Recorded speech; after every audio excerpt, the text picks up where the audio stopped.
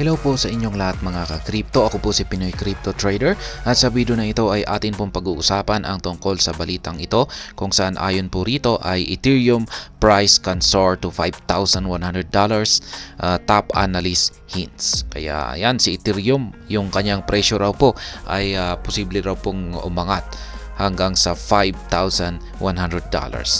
Kaya yan nagbigay po ng hint yan or palatandaan ang isang analyst tungkol dito. At ayan, bago po tayo magpatuloy ay nais ko lamang po munang bigyang linaw ang aking disclaimer kung saan ang nilalaman po ng video na ito ay hindi po ito isang financial advice. For education and information purposes lamang po ang layunin nito. Maliban po dito ay nais ko na rin pong magbigay babala na wala pong kahit anumang group chat ang Pinoy Crypto Trader. At ayan ang kasalukuyang on-chain data para sa Ethereum or ETH ay nagpapahiwatig na ang cryptocurrency ay maaring umabot hanggang sa $5,100 na siyang itaas na limitasyon ng kanyang susunod na significant target. Yan, si Ali Martinez, isang pangunahing market analyst, ay nagbigay ng pananaw na ito. Batay sa Ethereum Market Value to Realized Value or MRVR ratio. Ayon sa metric na ito, nag-project si Martinez na ang susunod na malaking price target ng coin ay nasa pagitan ng $3,830 hanggang $5,100. Yan, ang price range na ito ay medyo ambisyoso para sa Ethereum. Bagaman ang kanyang all-time high or ATH na 4,891.70 yan, $4,891.70 ay nasa loob ng range na ito na nagpapahiwatig ng kanyang attainability. Ang kasalukuyang market dynamics ay nagpapahiwatig na ang pag-abot sa price target na ito sa maikling panahon ay maaring maging hamon. Ayan, Ethereum on-chain outlook. Batay sa kanyang mga nakaraang post sa X platform, si Martinez ay optimistic tungkol sa Ethereum. Sa kasalukuyan, walang malalaking supply barriers ang Ethereum na mayroong isang mahalagang psychological resistance point na itinakda sa paligid ng or around ng $2,700 na mark. Kung malampasan ang level na ito, inaasahan ni Martinez na walang malalaking hadlang para sa digital currency.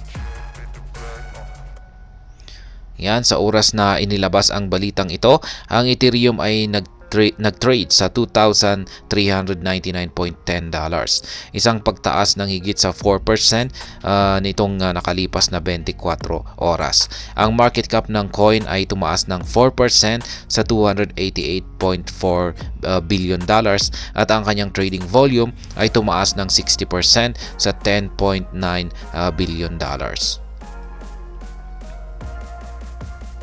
Ayon sa chart na ibinahagi ni Ali Martinez, ang Ethereum ay may hindi bababa sa apat na natatanging realized price levels or RP levels. Kabilang ang $1,275.57 at $1,594.46. Ang mga level na ito ay nagre-representa ng mga potential na fallback points para sa presyo ng coin. Ang mga realized prices ay nagpapahiwatig din ng isang itaas na limitasyon ng $3,826.70 at $5,102.27 tulad ng ipinahiwatig ng analyst. Ayan po yung aktual na tweet ni Ginoong Ali Martinez at yung kanyang chart dito na nakikita po natin na ayan, may apat po siyang mga mga linya. Conflicting Ethereum price calls. Ayan ang kamakailan ay ang mga opinyon tungkol sa Ethereum ay medyo nahahati. Ang mga eksperto sa market tulad ni na Ali Martinez at Michael Van de Pope ay bullish sa coin na tinatanggihan ang ideya ng Ethereum ay patay na. Ayan, gayon pa man, wala ang suporta ng kilalang trader na si Peter Brandt para sa Ethereum na naniniwala na ang digital currency ay maaring hindi na umiiral sa susunod na 10 taon. Si Brandt na buong paniniwala ng Ethereum ay nakatakda na bumaba ay nag-disclose na siya ay nag-short ng coin na nagmumungkahi na ito ay maaring bumaba hanggang sa mababang presyo na $650. Ayan, sa mahabang panahon or long term. At ayan, hanggang dito na lamang po tayo sa video na ito mga ka-crypto. Sana po ay inyong nagustuhan ang aking paliwanag dito. Kung inyo po itong nagustuhan ay pakiclick lamang po ang like button nito. Para naman po sa mga bago lamang dito, kayo po ay aking inaanyayahan para mag-subscribe. Pakiclick na rin po ang bell icon nito dahil ito po ang siya magsisilbing notification nito sa mga bago kong videos na akin pong ina-upload sa aking YouTube channel na ito. Marami pong salamat sa panunood, ingat po tayo lagi at God bless po sa ating lahat.